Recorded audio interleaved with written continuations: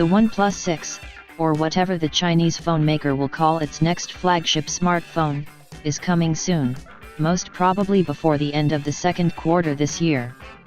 A new report has surfaced online that claims to have access to pricing details of the upcoming handset. It also reveals an alleged back cover of the OnePlus 6, which suggests the phone will sport a vertical dual-camera setup on the rear. And, lastly, OnePlus' next flagship is said to launch sometime later this month. According to a report by Gizmochina, the 64GB variant of the OnePlus 6 will be priced at 3,299 Chinese yuan, roughly Rs 34,200.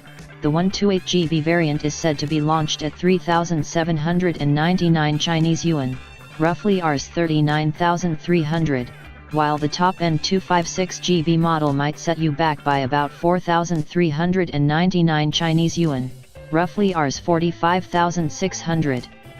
The prices are similar to a previous report, which claimed an even higher price. Further, the report also shows a purported back panel case of the OnePlus 6. As per the sole image of the said case, we can expect the smartphone to bear a vertical dual-camera setup that is unlike the horizontal module on the recently launched Oppo R15. To put things in context, this means that the OnePlus 6 might not resemble Oppo's latest flagship, something that has usually been the case in previous generations. Talking about the launch details, the report suggests we might see an announcement in late April.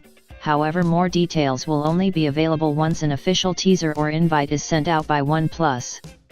Notably, Gizmochina had previously predicted that the OnePlus 6 would get a March 2018 release, but that clearly hasn't been the case.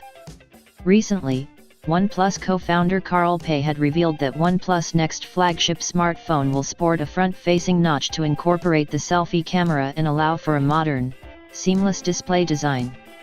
He also said that it wouldn't be similar to the Oppo R15.